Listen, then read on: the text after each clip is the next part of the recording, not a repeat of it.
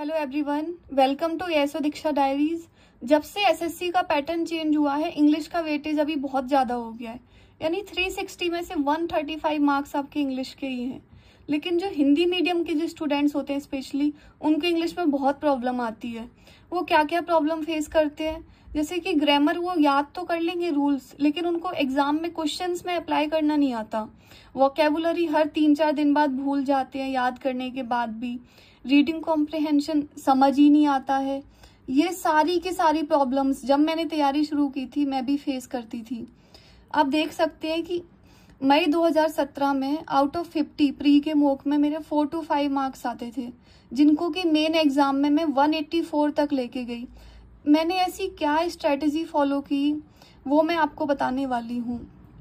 इस वीडियो में मैं आपको एक ऐसी स्ट्रेटजी, एक रोड मैप बताने वाली हूँ जिसको फॉलो करके मैंने मेरा स्कोर इतना इम्प्रूव किया। 4 to 184 बहुत ड्रास्टिक इम्प्रूवमेंट होता है अगर आप इस स्ट्रेटजी को फॉलो करेंगे रिलीजियसली।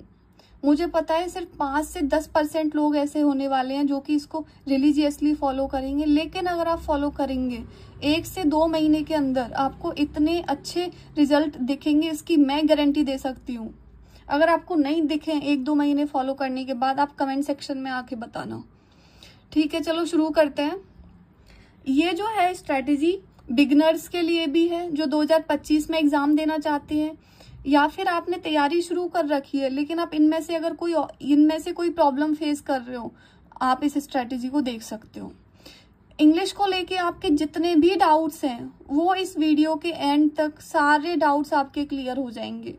अब स्ट्रेटजी शुरू करने से पहले सिर्फ आधा मिनट में मेरी जर्नी के बारे में एक चीज बताना चाहूंगी कि जब मैं तैयारी शुरू की थी, एग्जाम में सिर्फ 3 महीने थे। प्री 2017 जो हुआ था, अगस्त में एग्जाम था और मई का आप मेरा स्कोर देख सकते हैं। उस टाइम मुझे लगता था कि जिसने इस एग्जाम को क्लियर किया हुआ हो, जो इस फेज से गुजरा हो जिससे मैं गुजर रही हूँ, मुझे समझ ही नहीं आ रहा है कैसे पढ़ना है, क्या करना है, वो मुझे एक कंप्लीट स्ट्रेटजी बता दे कि इस टीचर से पढ़ना है, इन बुक से पढ़ना है, ऐसे पढ़ना है, मैं उसको फॉलो कर लूंगी। तो वही मैं आज आपको बताने वाली हूँ। ठीक है, अब हम बात करते हैं एग्जाम पैटर्न के बारे में। आप सभी को पता ही होगा, वैसे प्री 25 क्वेश्चंस होते हैं 50 मार्क्स के। एक सही क्वेश्चन का +2 और गलत क्वेश्चन होने पे -0.5। इसमें आपका टारगेट स्कोर 45 प्लस होना चाहिए। मेंस में 45 क्वेश्चंस आते हैं 135 मार्क्स के। एक राइट क्वेश्चन का आपको 3 नंबर मिलता है, गलत होने पे -1। यहाँ आपका टारगेट 130 प्लस होना ही चाहिए। बच्चे क्या प्रॉब्लम्स फेस करते हैं वो मैं आपको बता ही चुकी हूँ। इस वीडियो में मैं क्या क्या कवर करने वाली हूँ। सबसे पहले मैं आपको बताऊंगी टीचर, आपको पेड कोर्स लेना है या फ्री कोर्स लेना है। उसके बाद बताऊंगी कौन सी बुक्स, किन रिसोर्सेज को आपको फॉलो करना है, नोट्स कैसे बनाने हैं। फिर बताऊंगी मॉक टेस्ट। उसके बाद वोकेबुलरी को याद रखने का बेस्ट तरीका और रिवीजन का बेस्ट तरीका क्या है जो मैंने फॉलो किया था। ये जो स्ट्रेटजी आप इसको अपने अकॉर्डिंग भी मॉडिफाई कर सकते हैं जितना आप चाहो। अब हम बात करते हैं, इंग्लिश के 3 पार्ट्स होते हैं, ग्रामर, वोकेबुलरी और रीडिंग कॉम्प्रिहेंशन। सबसे पहले बात करते हैं टीचर। देखो, ग्रामर अगर हम किसी बुक से पढ़ना शुरू करते हैं ना, जब मैंने बुक से पढ़ना शुरू किया था मुझे क्या बहुत टाइम लगता था, समझ में नहीं आता था। फिर उस टाइम मैंने यूट्यूब वीडियो की हेल्प ली और वहां से मैंने पढ़ना शुरू किया था। इंग्लिश के लिए मैंने कोई भी पेड कोर्स नहीं लिया है किसी भी टीचर का, ना ऑनलाइन या ऑफलाइन। मैंने यूट्यूब पर फ्री वीडियो से ही तैयारी करी है। तो ग्रामर अगर आप किसी टीचर से पढ़ोगे तो आपके लिए क्या ना, समझना थोड़ा आसान रहता है।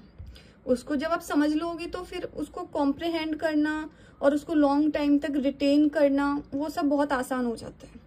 ठीक है, अब यूट्यूब पर क्या फ्री सोर्सेज अवेलेबल है उसकी बात करते हैं।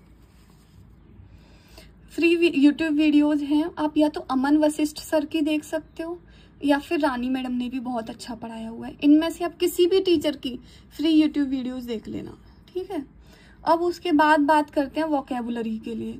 वोकेब आपको किसी भी टीचर से पढ़ने की जरूरत नहीं है। यार देखो, मैं आपको भटकाना बिल्कुल भी नहीं चाहूंगी, मैं नहीं चाहती कि आप में से कोई भी भटके, लेकिन जो रियलिटी है ना, मैं आपको वो बता रही हूँ कि बुक से ही आपको याद करनी पड़ेगी और आपको आपका सेल्फ का हार्ड वर्क लगेगा इसमें। वोकैब को आपको याद करना है, और याद कोई ना तो मैं आपको करवा सकती, ना कोई टीचर आपको याद करवा सकता। वो आप जब खुद आप एफर्ट्स लगाओगे तभी याद कर पाओगे। रीडिंग कॉम्प्रिहेंशन भी आपको सेल्फ करना पड़ेगा। थोड़ी बहुत अगर हेल्प है, जैसे PQRS वगैरह, इनकी ट्रिक्स वगैरह होती हैं, वो तो आप यूट्यूब से भी सीख सकते हो। अब हम बात करते हैं कि आपको किन बुक से पढ़ाई करनी है। 3 बुक्स मैं आपको बताने वाली हूँ। ग्रामर के लिए आपको लेनी है नीतू सिंह मैम की वॉल्यूम 1 बुक आती है। इसमें 15 से 20 चैप्टर्स हैं ग्रामर के अप्रोक्सीमेट, और इसको कवर करने में आपको 45 से 50 दिन में ये कवर हो जाएगी। हिंदी मीडियम के जो स्टूडेंट्स हैं ना, उनके लिए बेस्ट बुक है ये। मैं आपको एक बार ये बुक दिखा देती हूँ, फिर बताऊंगी इसको पढ़ना कैसे है, नोट्स कैसे बनाने हैं, पूरा बताने वाली हूँ आपको। देखो यहाँ पे आप देख सकते हो ग्रामर के 15 यहाँ पर चैप्टर दिए हुए हैं।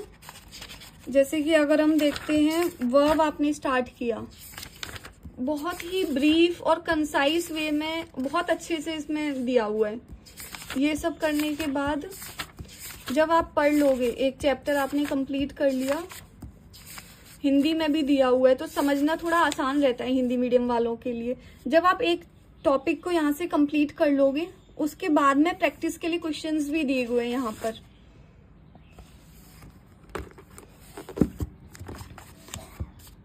देखो अब आपको पढ़ना कैसे है। स्टेप 1 है आपका कि आपको जो भी टॉपिक पढ़ना है, आप यूट्यूब से पहले उसकी वीडियो देखो। उसके बाद आपको क्या करना है, उससे आपकी एक समझ बैठ जाएगी उसकी। उसके बाद आपको क्या करना है, नीतू मैम की जो बुक है उससे उस चैप्टर को पढ़ना है। फिर आपको कम टाइम लगेगा यहाँ से पढ़ने में। एक बात और बहुत इम्पोर्टेंट कि इंग्लिश के लिए आपको बहुत ज़्यादा नोट मेकिंग की ज़रूरत नहीं पड़ती। इस बुक के आप नोट्स मत बनाना, क्योंकि ये बुक खुद ही एक नोट्स की तरह है। इसको आप खुद जितनी बार पढ़ोगे ना, 5-6 बार तो आपको मिनिमम पढ़ना ही है। अगर टीचर ने कोई मान लो इम्पोर्टेंट रूल बता दिया या कोई ऐसी ट्रिक बता दी जो कि बुक में नहीं है, तो उसको बुक में ही जो खाली जगह है वहाँ पे नोट कर लो। जब आप चैप्टर कंप्लीट कर लिया, उसके बाद आप क्या करोगे, मैंने अभी बताया था कि उस चैप्टर के लास्ट में प्रैक्टिस के लिए क्वेश्चंस दिए हुए हैं, वहां से वो क्वेश्चंस प्रैक्टिस करोगे। ठीक है, अब मैं आपको बताती हूँ कि हर टॉपिक को आपको कवर करने में अप्रोक्सीमेट कितना वो लगेगा टाइम। इसका एक ब्रीफ मैंने आइडिया दिया है यहाँ पर, इसको आप देख लेना। इसकी मैं PDF आपको टेलीग्राम चैनल पर भी प्रोवाइड करूंगी, ठीक है, वहां से आप देख लेना। तो अप्रोक्सीमेट मतलब वही 40 से 50 दिन में आपका पूरा ग्रामर कवर हो जाएगा। अब मैं आपको बताऊंगी कि ग्रामर का रिवीजन कैसे करना है। जैसे आपने एक टॉपिक आज कुछ पढ़ा, टेंस जैसे पढ़ना स्टार्ट किया, कल जब पढ़ोगे तो पिछला जो है पहले उसका रिवीजन करना है, उसके बाद नया पढ़ना है।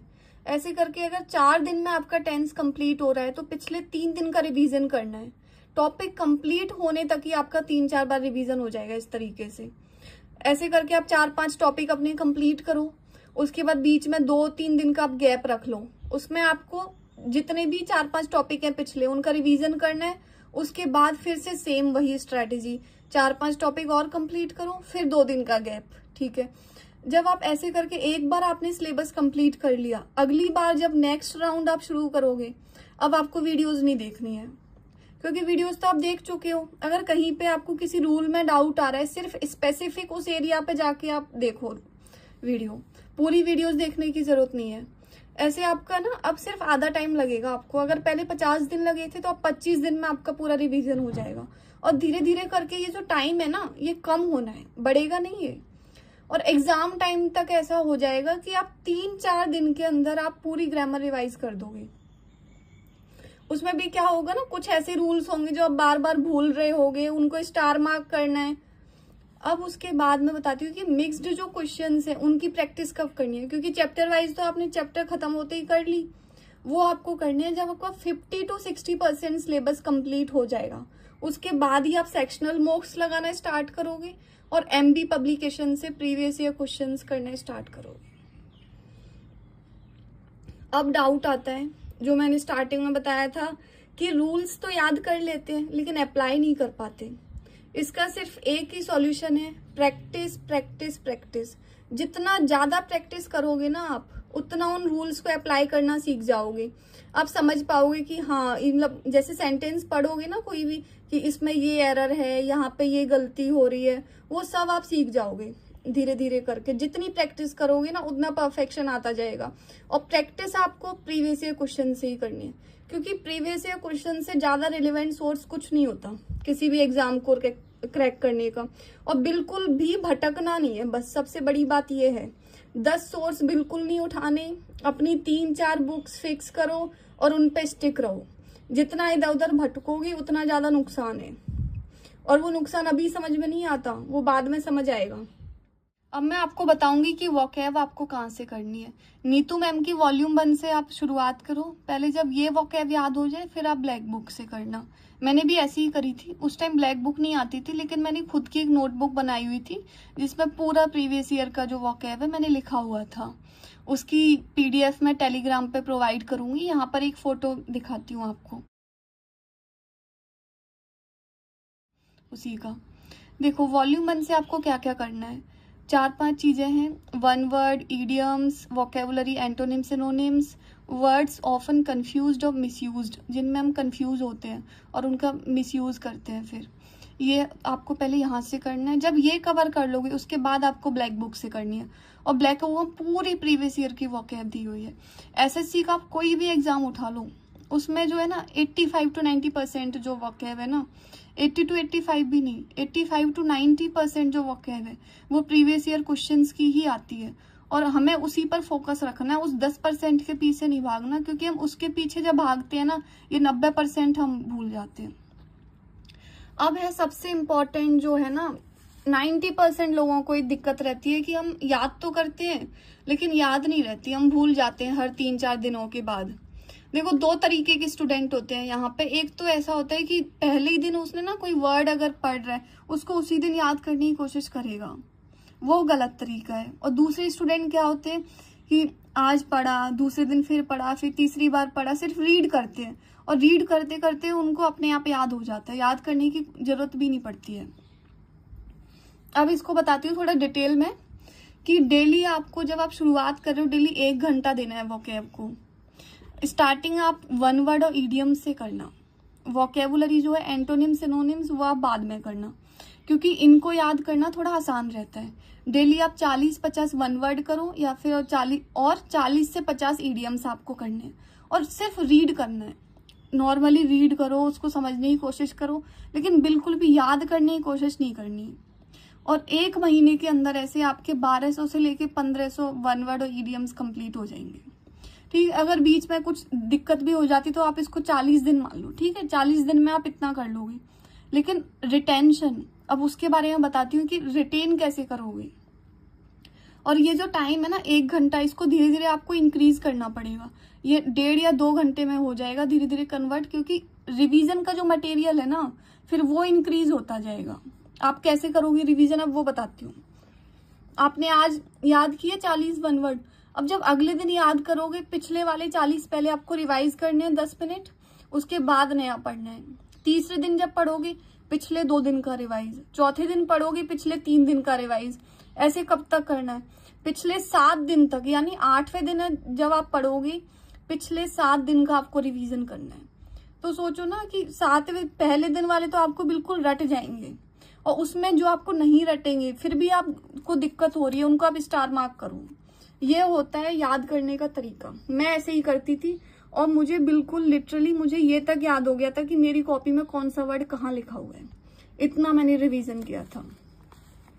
जब आप 1 महीना 40 दिन हो जाएगा तो आपके 1 वर्ड और इडियम्स कंप्लीट हो जाएंगे। फिर उसके बाद आपको क्या करना है, इन दोनों को डालना है रिवीजन मोड पे। यानी कि 20 मिनट आपने 1 वर्ड रिवाइज किए, 20 मिनट इडियम्स रिवाइज किए। उसके बाद आपको जो अगले 40 मिनट है फिर आपको वोकैब पढ़ना स्टार्ट करना है। 40 मिनट आपको वोकैब पढ़ना है, लेकिन जो स्ट्रेटेजी फॉलो करनी है वोकैब के लिए वो सेम है जो 1 वर्ड और इडियम्स के लिए करी थी। ठीक है, जैसे मान लो आपने 15 दिन तक ऐसे करके वोकैब याद करी, फिर बीच में 2-3 दिन का गैप रख लो, उसमें जितना 15 दिन में पिछला पढ़ा है उसको रिवाइज करो। ये तरीका है रिवीजन का। अगर आप ये सोचोगे कि आज मैंने 20 पढ़ लिए, कल नए 20 पढ़ूंगा लेकिन पिछला रिवाइज नहीं करूंगा, तो जब आप लास्ट तक पहुंचोगे ना, पहले दिन जो पढ़ा था वो आपको याद ही नहीं रहेगा। और ये पर्सनली मैंने देखा है कि बहुत सारे लोग ये प्रॉब्लम फेस करते हैं, लेकिन मैंने नहीं फेस करी क्योंकि मुझे किसी ने तरीका बता दिया था, तो मैंने हमेशा इसी तरीके से पढ़ाई करी थी। जब आप ये कर लोगे ना, वन वर्ड कर लिए, इडियम्स कर लिए, वोकैब कर लिए, लास्ट में आपको ये 2 चीजें होती हैं, फ्रेजल वर्ब्स और फिक्स्ड प्रपोजिशंस, ये आपको करनी है, लेकिन इनको एंड में करना है जब ये चारों चीजें हो जाए उसके बाद, क्योंकि ये बहुत कम होती है और थोड़ा याद करने में टफ रहती है। अब हम आते हैं रीडिंग कॉम्प्रिहेंशन। वो आपको कहाँ से करना है? देखो, रीडिंग कॉम्प्रिहेंशन के लिए ना एक मूल मंत्र बता रही हूँ, न्यूज़पेपर रीडिंग मस्ट है, इसका कोई ऑल्टरनेटिव नहीं है, और जितना जल्दी स्टार्ट करोगे उतना अच्छा है। न्यूज़पेपर कौन सा रीड करना है? द हिंदू भी कर सकते हो अगर आपकी इंग्लिश थोड़ी अच्छी है तो, नहीं तो टाइम्स ऑफ इंडिया से स्टार्ट कर लो। एडिटोरियल नहीं समझ आता, कोई जरूरत नहीं है, मत पढ़ो। जिसमें इंटरेस्ट आ रहा है इनमें से, क्रिकेट, बॉलीवुड, फैशन, जिसमें इंटरेस्ट है वो आप पढ़ लो। बस ये है कि पढ़ना है, मतलब इंग्लिश पढ़नी है, चाहे आप 1 पेज पढ़ो डेली, लेकिन इंग्लिश को पढ़ना है, उसका कोई ऑल्टरनेटिव नहीं है इंग्लिश पढ़ने का। अगर आपके यहाँ न्यूज़पेपर नहीं आता कोई दिक्कत नहीं है, आप मोबाइल ऐप आता है टाइम्स ऑफ इंडिया का, वहां से पढ़ सकते हो, ठीक है। अगर अभी आपके एग्जाम में टाइम भी है, अगर आप कोई मूवी देख रहे हो मान लो, तो इसको इंग्लिश सबटाइटल्स के साथ देखना शुरू करो, ठीक है। अब आते हैं कि प्रैक्टिस कहाँ से करनी है।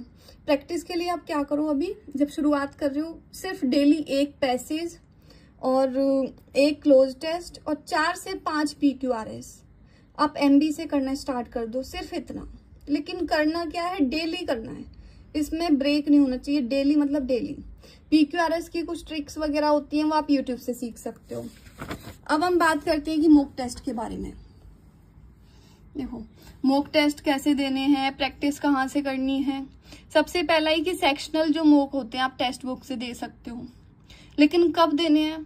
जब आपकी 50 to 60% तैयारी हो जाए उसके बाद। पहले थोड़ा अपना सिलेबस कंप्लीट करना है, 50% तो एटलीस्ट आपका कंप्लीट होना चाहिए, उसके बाद देना शुरू करना है।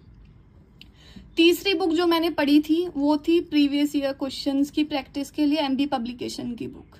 ये बहुत अच्छी बुक है, मतलब मैं एक बहुत जेन्युइन आपको रिव्यू दे रही हूँ, मैंने इससे अच्छी बुक नहीं पढ़ी, और मैंने इन तीनों बुक के अलावा कुछ पढ़ा भी नहीं है इंग्लिश के लिए। इसमें ना, जैसे जब आप एक टेस्ट करोगे, मेरे पास अभी ये बुक है नहीं यहाँ पर, अगर होती तो मैं दिखाती। जैसे आपने एक टेस्ट किया, उसके बाद जो एक्सप्लेनेशन है ना वो हिंदी में दिया हुआ है, और बहुत अच्छा एक्सप्लेनेशन दिया हुआ है। अब आपको करनी कैसे? इनिशियली मैंने बताया ना, आप डेली 1 पैसेज करोगे, 5 PQRS और 1 क्लोज टेस्ट। और अभी आपको और कुछ नहीं करना, वोकैब यहाँ से नहीं करनी, ग्रामर नहीं करनी। वो कब करनी है? जब आपका 60% सिलेबस कंप्लीट हो जाएगा, उसके बाद आपको प्रैक्टिस स्टार्ट करनी है, डेली 1 टेस्ट। और धीरे धीरे क्या होगा कि आपका सिलेबस जो है वो तो कंप्लीशन की तरफ जाता जाएगा, तो आपको फिर उसको तो सिर्फ रिवीजन मोड पे डालना है। जैसे किसी दिन मान लो आपको किसी ग्रामर के टॉपिक में प्रॉब्लम आ रही है, तो उसको रिवाइज कर लिया, वोकैब अपना डेली 1 घंटा रिवाइज करते रहे, फिर आपको प्रैक्टिस पे फोकस करना है। और प्रैक्टिस करनी कहाँ से? MB publication. यार जितना, मतलब मैं प्रीवियस ईयर क्वेश्चंस के बारे में क्या ही बोलूं, जितना प्रीवियस ईयर क्वेश्चन से प्रैक्टिस करोगे उतना बेस्ट है। अब हम बात करते हैं कि जिन में आपको प्रॉब्लम आ रही है उनको स्टार मार्क करके रख लो। अब हम बात करते हैं कि मॉक के जो नोट्स की एक कॉपी आपको मेंटेन करके रखनी है, उसमें आपको क्या क्या लिखना है। कोई ग्रामर का नया रूल है जो आपने नहीं पढ़ा, वो आपको मॉक में मिला, वो लिखना है। कोई नई वोकैब है, कोई नया वन वर्ड, इडियम, कुछ भी मिलता है, वो सब उसमें नोट करना है। अब स्ट्रैटेजी हो गई है खत्म। इस स्ट्रैटेजी को अगर आप 1 से 2 महीना फॉलो करते हो, डेफिनेटली आपको रिजल्ट मिलेंगे, इसकी मैं गारंटी देती हूँ, क्योंकि ये मेरे ऊपर वर्क करी है एंड मैक्सिमम स्टूडेंट्स के ऊपर ये वर्क करती है जिनको मैंने सजेस्ट की है। तो डेफिनेटली आप इसको फॉलो करना, एंड जो भी आपका रिव्यू हो वो कमेंट सेक्शन में आके देना, एंड चैनल को सब्सक्राइब करना, वीडियो को लाइक करना। Thank you.